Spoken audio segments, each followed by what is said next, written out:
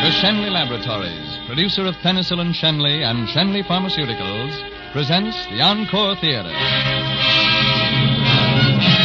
The Encore Theater play tonight, Dr. Erchlick's Magic Bullet. Our star is Charles Bickford.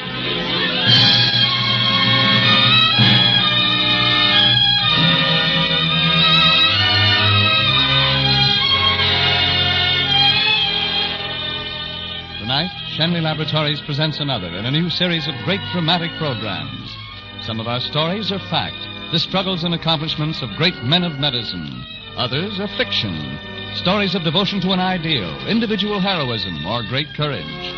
By these programs, Shenley Laboratories would remind you that medical science and progress is not cold, impersonal research or pages of statistics, but a warm human story told in living terms. Whether it's the life of one of medicine's immortals or the everyday record of service rendered by your own physician.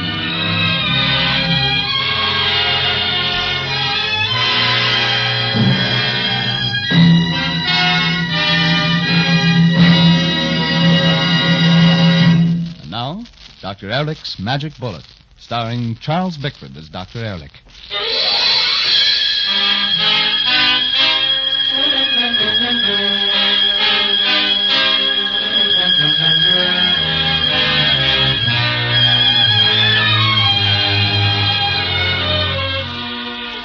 Facts are history now.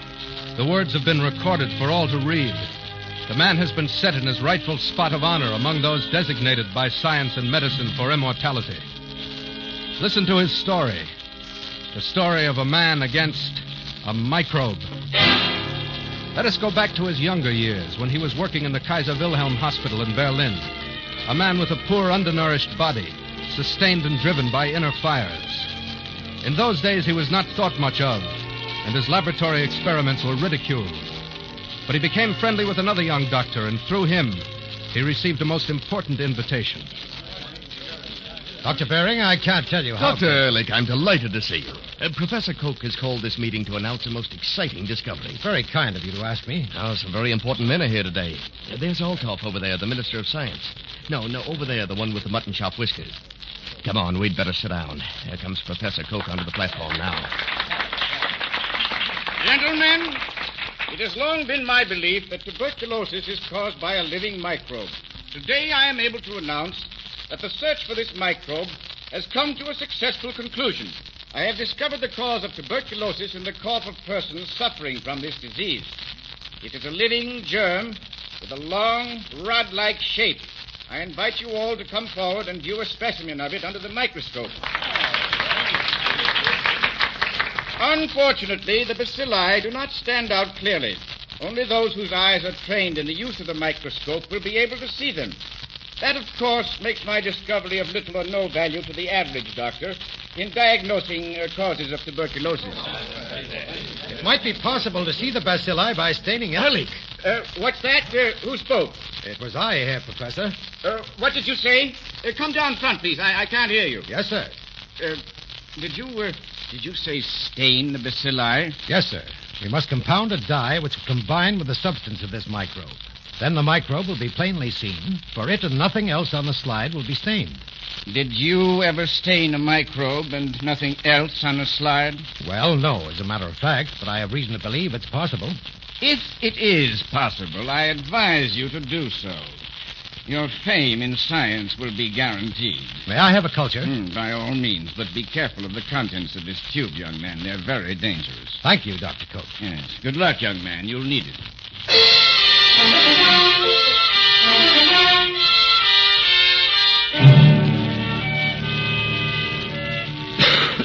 Oh, Paul, that cough has me worried. Oh, I'm all right, Eddie. Stop acting so much like a wife. You were saying, Emil? You've been working on those slides for months without getting anywhere, Paul. Maybe you should give up. Perhaps your theory is wrong. Don't say that, Emil. I know my theory's right. Paul, that cough... It's too cold for you in your laboratory. I made a fire. What? Did you say you lit a fire? Why, yes, Paul. Oh, no. What's the matter, Paul? You've ruined my slides, that's what. I've told you to stay out of here. I've told you a dozen times. I'm sorry, Paul. Please forgive me. Look at them. A week's work gone for nothing. Give me that towel, Hetty. We'll get them off the stove. Maybe they won't be spoiled. Here, put them here on the table. We'll look at them, but I haven't much hope. Emil. Look. The microbe. It's stained. The heat.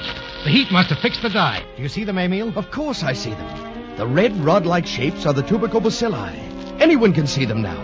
Oh, this is marvelous, Paul, marvelous. My dear, dear Mrs. Erchlick, will you marry me? My darling Dr. Erchlick, of course I will.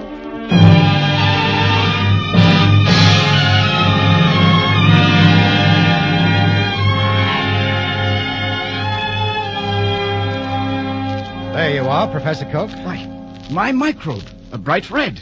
My dear Erchlick, how did you do it? By applying fusion red.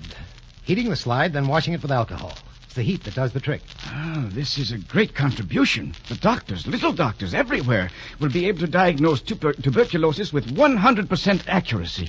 I owe you an apology, Dr. Erchlick, for my attitude toward you at the meeting. Why, you make me very happy, Professor Koch. Dr. Erchlick, I want you to join my staff. What I said in irony holds good. Your place in science is guaranteed.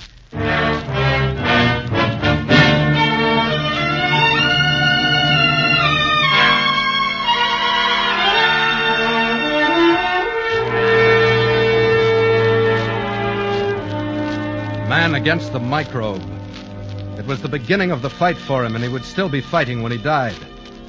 They sent him to Egypt before they let him work to get rid of his cough. And while he was there, he began to study the effects of snake bites on people. And he began to wonder why snake bites were fatal in some cases and not in others. So when he came back... This is your laboratory, Dr. Erchlick. I hope you find it satisfactory. Now you can go ahead developing new staining methods. I'm very grateful. But with your indulgence, I'd rather not work on dyes at present. Oh, indeed? Well, in that case, you might join your friend Dr. Bering in his diphtheria experiments. The number of new cases is alarming, most alarming. It looks as if we're in for an epidemic. I'm afraid diphtheria is not what I'm looking for either. Well, then what in heaven do you want to do? Right now, I want to work on snakes. Well, Erchlick, I laughed at you before, and I was wrong. If it's snakes you want, very well. You shall have snakes.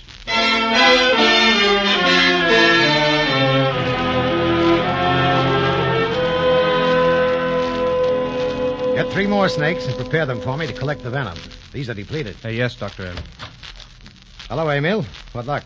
Oh, every child I tried the diphtheria serum on died. It didn't work at all. I can't figure it out, Paul. With the guinea pigs, it worked Forgive perfectly. me, Emil, but I'm in the midst of an experiment. Another time, I'll be glad to listen. Another time? Perhaps all the children in Germany will have choked to death by then. But of course, your own experiment must come first. Emil, listen to me. You don't know what you're talking about. When I was in Egypt, a man and a boy were bitten by an adder, the same snake. The boy died horribly, but the man wasn't even made sick. I'm only interested in diphtheria. Please, Emil, here's the point. 3 times before he had been bitten. 3 times. Each time, the venom had less effect. The symptoms became less and less severe. This last time, he wasn't even sick. Immune, huh? For weeks now, I've done the same thing experimentally. Infecting animals with gradually larger doses of snake venom until they were getting shots that would ordinarily kill 100 of their species. Go on. All of which proves that immunity is not a quality of the blood, but something in the blood. Specific substances that are formed by the cells. A chemical army which destroys bacteria and poisons. I'm beginning to see what you're getting at. Look, this graph represents the development of immunity to snake venom. It shows how you can increase the quantity of antibodies to neutralize any given amount of poison. Yes. Do you think in diphtheria... Why not? We have only to store a sufficient quantity of antibodies in an animal by injecting it. Not once, but 10, 20, 30 times. You mean that the blood of a horse, perhaps which had withstood 20 increasingly large doses of diphtheria toxin, would cure a child? That's my theory. Paul, I want to beg your pardon. Emil, there's never any need for apologies between friends. Friends become friends because they understand one another. Here, let's get to work.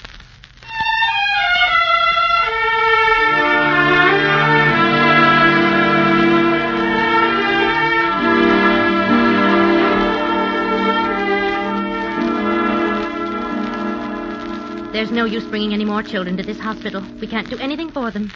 They might as well die at home. I have given orders to put up beds in the corridors, in the offices. We can't let them die in the streets. Come in. Dr. Erchlick. Dr. Bering. What are you doing here? We have a new serum we're going to try. We were sent over by Professor Koch at the specific urging of Minister Olthoff. Bering, what's the use? You tried your serum several times before, and it failed. In the laboratory, this new serum showed itself 100 times as effective as the old. Bering's old serum was good in the laboratory, too. Nothing can stop the epidemic unless it is this serum. You cannot ignore the possibility. You are right, Dr. Erchlick. We cannot ignore any possibility. We will give the serum a last and final test. I will give you a ward with 40 diphtheria patients in it. You will give the serum to 20 patients and withhold it from the rest. If there is a higher percentage of recovery among the patients treated than among the untreated ones, we will know the serum has some value. As long as there's a chance the serum may work, I think we should give it to everybody. Only with a controlled experiment can we establish the value of your serum once and for all. So remember, 20 get the serum, and 20 do without.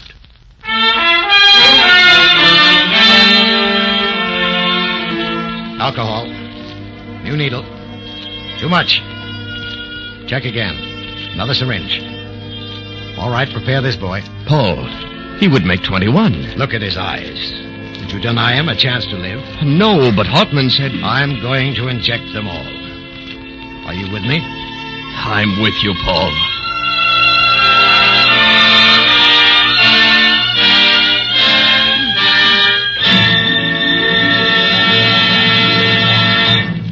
You may be familiar with penicillin as a light-colored powder dissolved in sterile solution. You may have experienced the benefits of penicillin treatment by injection when you were suffering from a serious infection. Through a recent development, penicillin can now be administered in nebulized form as well, which means another step forward in medical progress. Among the firms who produce penicillin for administration in various forms is Shenley Laboratories. Shenley is today devoting its resources to the production of superior penicillin products, some of which are penicillin troches and tablets to be taken by mouth, penicillin ointment for application to affected skin surfaces, and penicillin ophthalmic ointment for treatment of certain eye infections. In addition, Shenley Laboratories maintains a continuing research program for the study and development of other drugs derived from many sources and processes, so that tomorrow your doctor may have even more and better pharmaceuticals to aid him in his fight against disease. And now, the second act of Dr. Erchlick's Magic Bullet, starring Charles Bickford.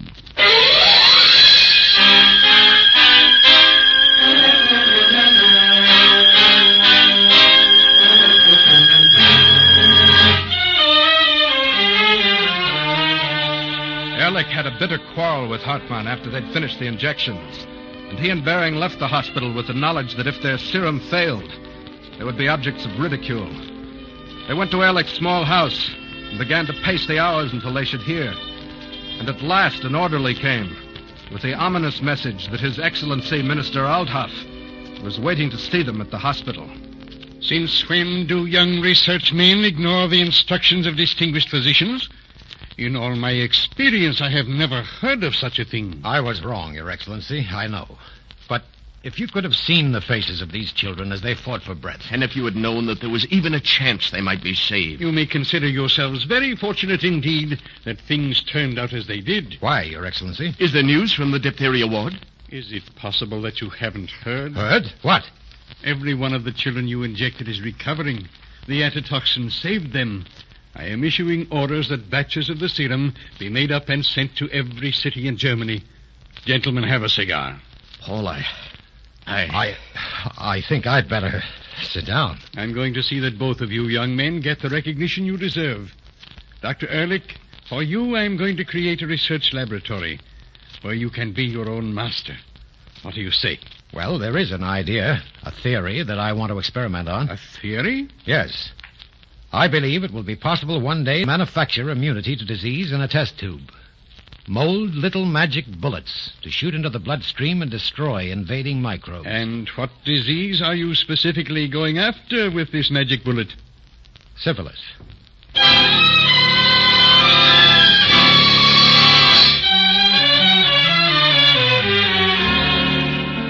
10 years of study, experiment, Experiment. Study. 10 years. Gentlemen, we have two factors to reckon with. The poisonous effect on the cells of the microbe, which of course would affect a cure, and the poisonous effect on the cells of the body, which would be fatal to the patient. Each shall be represented by a line on this chart. The further apart we can push these two lines, the closer we shall be to success. When they are the width of this chart apart, we shall have found the magic bullet. It may take heaven knows how 10 many years of hundred concentration and labor, of disappointment and progress.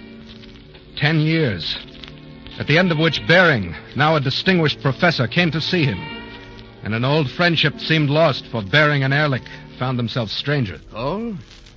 I have come here at Minister Altoff's request. He's been having difficulty with the budget committee. They don't want to grant your appropriation.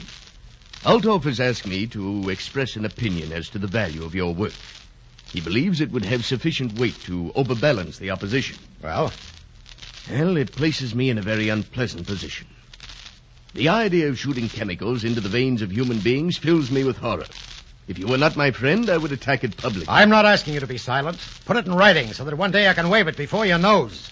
No. No use doing that, because you can't see beyond your nose. I'm sure you know how much our friendship means to me. No. We were friends 10 years ago when your mind was open to new ideas. But we could never be friends with your present attitude. Good day, Paul. Goodbye, Emil.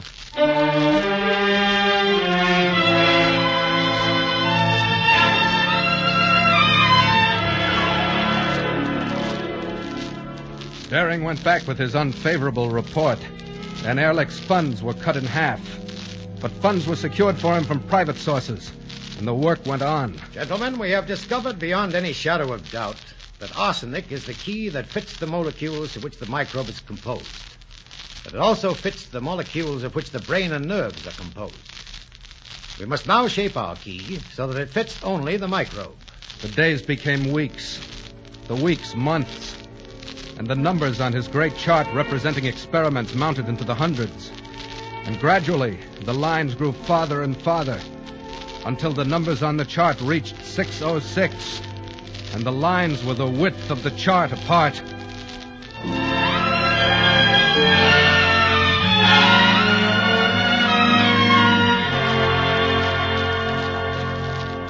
Erchlick, the Board of Directors of the German Medical Association, has delegated us to ask you when you will submit your drug for recommendation. You must realize, Dr. Erchlick, that every physician throughout the world is eager to use your new specific. No, gentlemen. I'm sorry, but I cannot release the specific at this time. First, I must find out how the preparation affects people with complications, with diseases, with high blood pressure, with nervous conditions. You must give me more time, gentlemen. I have a patient, a young girl. It would be a tragedy if she should die of this horrible thing. With 606, her life can be saved. I'm an old man, Dr. Erchlick, and you will forgive me if I speak freely. I recall that some years ago there was a diphtheria epidemic, and a young doctor, unknown men, transcended the scientific attitude to relieve some suffering children. If there is a remedy in the name of humanity, surely that doctor will release it to the public. There is nothing I can say in answer to so eloquent a plea, Doctor. I will see that you gentlemen get the specific as you require it.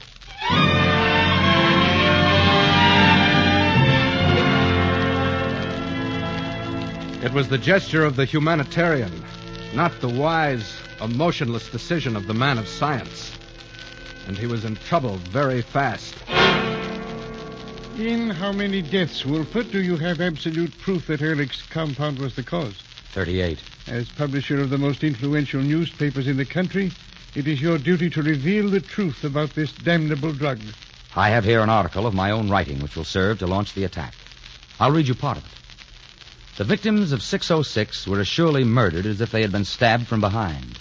How can such a dangerous drug be distributed in enormous quantities in our country? The reason is that its discoverer, Paul Erchlick, and the Rhine Chemical Industries Incorporated, through their influence with persons in high station, have been able to put pressure on physicians, health officers. If we publish that, Erchlick will sue you for libel. I wouldn't ask anything better. A trial would bring everything into the open. It would be the finish of Erchlick and his so-called specific. One of the biggest names of science would testify in our behalf.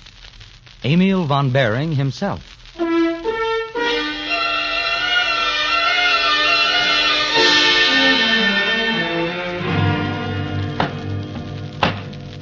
Before resuming, the court must once more remind all parties concerned that this is a trial of libel, and that the sole question which concerns us at this time is, did Dr. Erchlick distribute a poisonous product which caused the deaths of numerous individuals, and did he continue to market the product for personal profit after he had knowledge of these deaths, as stated by the defendant, Dr. Wolfert, in his article?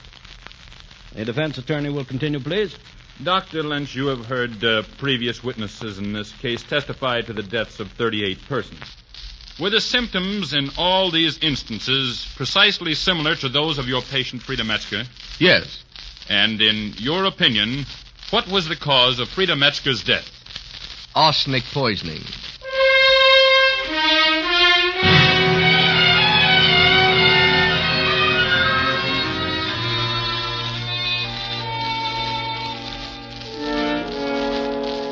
Your Honor, of course arsenic is a poison.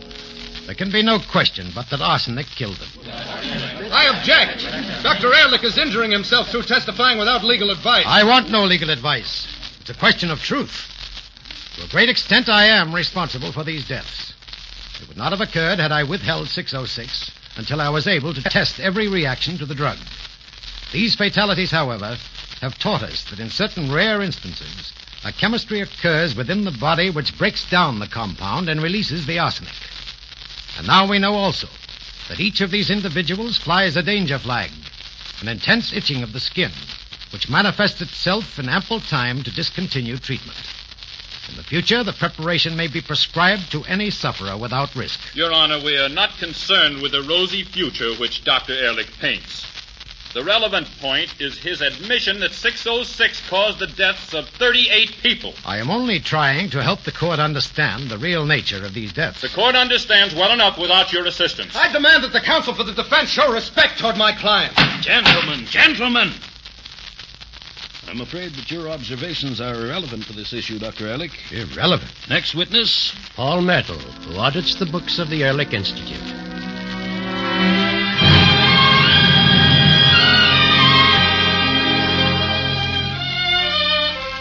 Mr. Myrtle, is there a special fund devoted to further work on 606? Yes.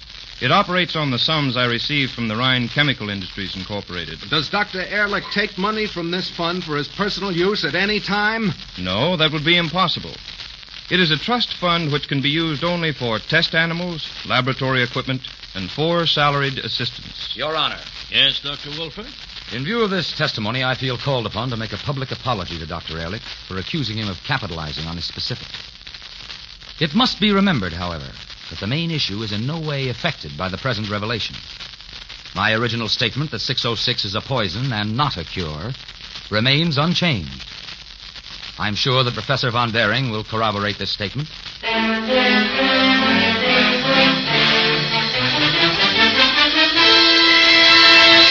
Will Professor Emil von Behring take the stand, please?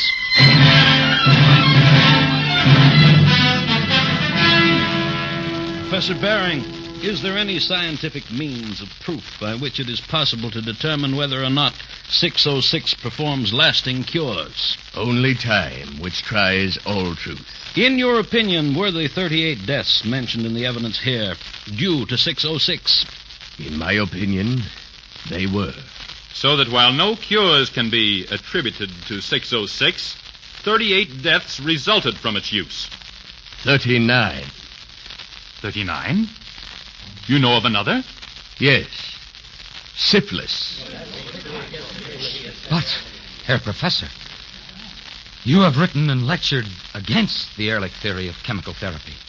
Dr. Wolfert must realize that it is the task of science to discover the truth, and that there is no shame attached to recognition of error.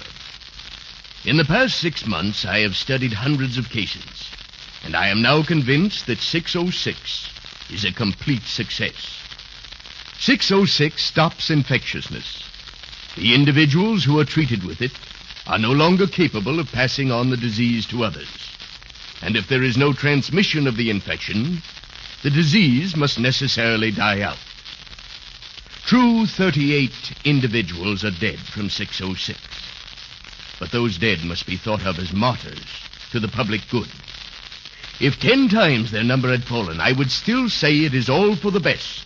For through it, and only through 606, or possibly some new drug not yet discovered, can the fight against this dread disease be won.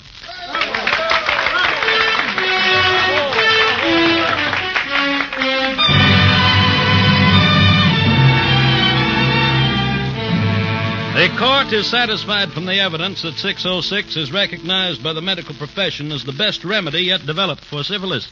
And it is the court's hope that this trial will not only serve to vindicate Dr. Erchlick of the accusations made by the defendant, but also that it will impress upon the world the full value of his great contribution to mankind. Therefore, in accordance with paragraph 186 of the Code, the defendant, Dr. Hans Wolfert, stands convicted of criminal libel and is sentenced to 1 year in prison.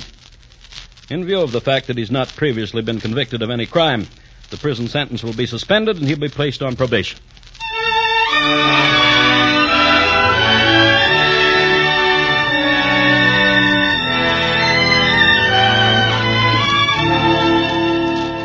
Emil, I don't know what to say to you, how to thank you for your testimony. Don't thank me, Paul. For the rest of my life, I'm going to be thanking you. And so will all doctors and all people. Not only in our time, but in all the times to come. You're an honor to your profession, your country, and your century.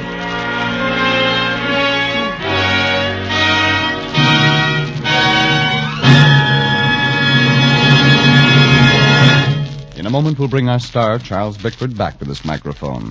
But first, may we leave this thought with you. Is it serious, doctor, you ask when you are ill?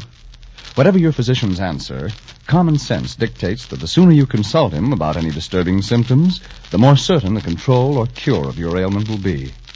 Shenley Laboratories suggests you consult your physician when you're worried about your health. Have a regular physical checkup even when you feel all right, and your chances of a long and health-filled life will be far greater for it. And now, here is the star of tonight's play, Charles Bickford. Ladies and gentlemen, to sum up the spirit of this Shenley Laboratories program, this simple and beautiful prayer of the physician, written centuries ago by Maimonides, seems to me to be apt and fitting. The eternal providence has appointed me to watch over the life and death of all thy creatures. May I always see in the patient a fellow creature in pain. Grant me strength and opportunity always to extend the domain of my craft. This is the prayer of the physician. It is ages old, yet today it is as new as the hope for a peaceful way of life for all the world. May we invite you to listen again next week at this same time when Shenley Laboratories presents Dark Victory, starring Franchot Tone and Susan Peters. Two great stars in a great story. Good night.